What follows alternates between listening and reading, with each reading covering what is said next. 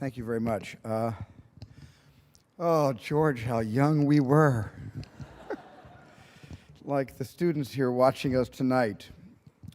And I think that, like George, at the last moment I was told to come up here and say a few words, so I didn't really prepare anything at home the night before, so let me just talk a little bit about something I said, when a journalist asked me years ago a question I really couldn't answer. They said, what do you do? Why do you do this? And I don't know where it came from, but I sort of turned to the journalist in a flip kind of way. I said, I dream for a living. Years later, I realized, well, that's exactly what I do. I dream for a living. This is what I've done all my life. This is what I wanted to do with my life. And yet, I never really had a career plan.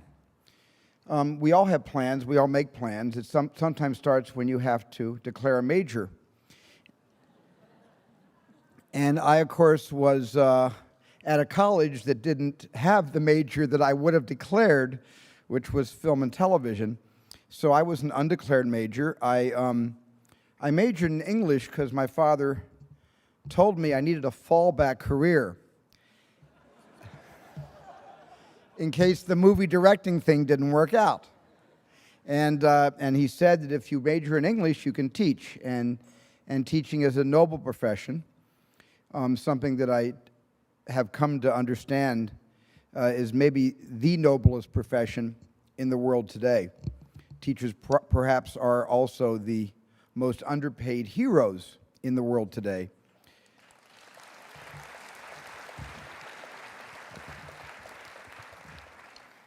But as noble as it seemed to be, I wanted to be a movie director. And I thought I'd share with you how it all started.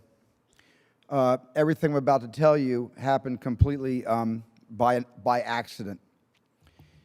And I think it all started out when I was maybe 6 or 7 years old. And my father came over to me and said, I'm going to take you to see the greatest show on earth.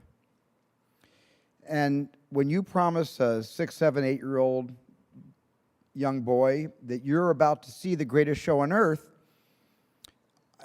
I couldn't have been more excited. My father explained there were going to be lion tamers and circus acts. There were going to be clowns and trapeze artists. And I was absolutely delighted, and I looked forward to this for a week. On the weekend, we got into the car. We drove to Philadelphia. We lived in New Jersey, in Haddon Township, New Jersey. We drove into Philadelphia, and it was very, very cold. It was wintertime around the holiday season. And we stood in a very long line, I remember, against a solid red brick wall for what seemed like hours. I think we actually stood in line for about 2.5 hours. The line just inched forward. I didn't quite understand. I was waiting to see the tent, and there was not a tent. There was a brick wall. We walked into some rather large doors, and we walked into a very kind of a dimly lit room. I remember the room had a lot of pink and purple lights, and the ceiling looked like a church. It was a lot of Rococo carvings. There wasn't any kind of iconic symbology in the room, but it felt like a place of worship, and a little bit like our synagogue, actually. And I still didn't quite understand about the greatest show on earth.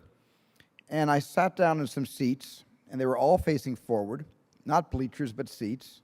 It was a large red curtain. I'll never forget this. And the curtain opened, the lights went down, and a dimly lit image came on the screen, and it was flickering, and it was kind of grainy because we were sitting way in front. And suddenly I realized that my father had lied to me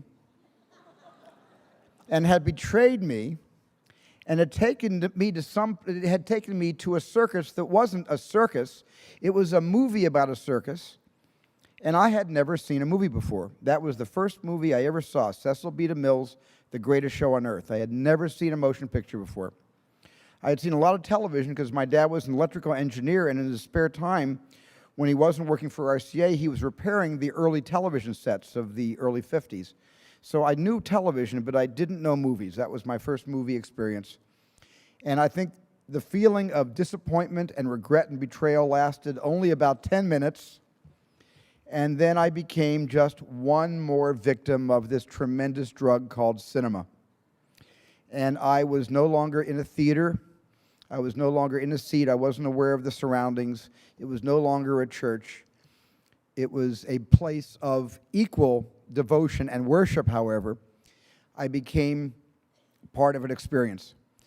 And I became part of the lives of a lot of people that I never would meet, and I would only get to know in this one story, but that became my life. Now, in the center of this movie, if any of you remember the Cecil B. DeMille film, The Greatest Show on Earth, there's a tremendous train wreck where a train speeding along the tracks is encountered by a car, a person trying to stop the train, to flag down the train, and the train hits the car flips over the top of the engine, and the train goes off the tracks, and there's a tremendous disaster where all the cars pile up. It was a special effect sequence. Later, I learned it was a miniature train, but it was as real as I've ever seen anything in my life. It was the greatest disaster I ever beheld, and for me, it began my interest not in making movies, but in asking my dad to get me a Lino electric train.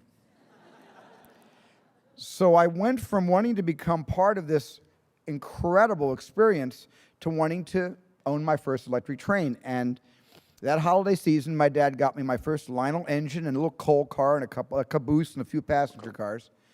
And the next year, I asked for the same thing. I said, I'd like another engine. So I had 2 trains. And as I got older, I began to collect every year more and more cars and people and semaphores and crossing signals. I became a complete electric train nut. And I had a rather large layout in our, and by this time, by the way, we had moved from New Jersey to Phoenix, Arizona, which by the way, when you're about 12 years old, there is nothing to do in Phoenix, Arizona. Nothing at all. So I had a lot of time on my hands, and I was really interested in seeing what it would look like if I could recreate that memory, now several years old, of The Greatest Show on Earth, and could I recreate the train wreck? And I actually took my 2 trains, and I just rammed them into each other. And they broke, and I told my dad the train had broke, and he said, how did it happen? I said, I rammed them into each other, and my dad had them repaired. And the next week, I crashed my trains into each other again, and the other train broke. And my dad said, look, you know, I'm going to take the train set away. If you crash these things into each other one more time, you're not going to have trains anymore. But there was something about whatever the primal sense of wanting to destroy something because of that movie, whatever got into me, I needed to see those trains crash into each other. And so I also didn't want to lose my train set. My dad had sitting around the house, which I always had taken for granted, this little 8mm Kodak film movie camera with a turret that had 3 lenses, kind of wide, medium, and close-up lens.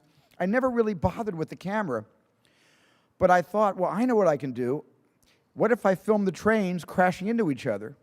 I can just watch the film over and over and over again. And that's how I made my first movie. I shot one train, all in the camera. I didn't have an editing machine. I just put the camera low to the track, the way we as children like to put our eyes close to the toys we're playing with, so the scale seems to be, the scale seems to be realistic. And I just filmed one train going left to right. I filmed the other train, cut the camera, turn it around, the other train coming right to left. And intuitively, I figured out if I put the camera in the middle and they met in the middle, I'd have my train wreck. Well, that's exactly what I did. Luckily, the trains didn't break, but I looked at that film over and over and over again. And then I thought, I wonder what else I could do with this camera. And that's how it began. And that's how I became a director. And the first time I sensed that an audience was kind of agreeing with my choice of profession was when I was a Boy Scout, and I went out for the photography merit badge, and I wanted to, and the requirement in the merit badge simply said you have to tell a picture with still photographs. Our still camera broke. I went to the Scoutmaster. I said, can I tell a story with our home movie camera? He said yes, to fulfill the requirements for the merit badge. And I made a little Western called Gunsmog. And I'm really dating myself because, of course, James Arness and Gunsmoke was all the rage on television in those days. And I made this little Western with my sisters and my friends and my next-door neighbors and some of the Boy Scouts. And everybody had cowboy suits because we lived in Arizona, my goodness, you know. And so we all brought our cowboy suits out, and I made this little Western movie and showed it to the Boy Scout troop on a Friday night when we had a meeting, and they went ballistic. They were screaming and clapping and laughing, both with and at the movie. I didn't care. It was a response. And the response set me on fire. It absolutely set me on fire, and I never wanted to live without some kind of affirmation, some kind of collective feedback. And maybe that's why my early movies were all about you. My early movies were all soliciting you, making you my partners, thinking about you behind the camera, thinking what would turn you on, what would get you excited, what would make you laugh, what would make you scream. How could I create suspense out of whole cloth when that darn shark never worked? And you were my partners. My audience, you know, I collaborated with you and you collaborated with me, and I think the beginning of my career, I had this wonderful experience, and the thing I really want to emphasize is I didn't have a choice. I didn't have a choice. When you have a dream, and the dream isn't something you dream and then it happens. The dream is something you never knew was going to come into your life. Dreams always come from behind you, not right between your eyes. It sneaks up on you. But when you have a dream, it doesn't often come at you screaming in your face, this is who you are. This is what you must be for the rest of your life. Sometimes a dream almost whispers. And I've always said to my kids, the hardest thing to listen to, your instincts, your human personal intuition, always whispers. It never shouts. Very hard to hear. So you have to, every day of your lives, be ready to hear what whispers in your ear. It very rarely shouts. And if you can listen to the whisper, and if it tickles your heart, and it's something you think you want to do for the rest of your life, then that is going to be what you do for the rest of your life, and we will benefit from everything you do. Thank you very much.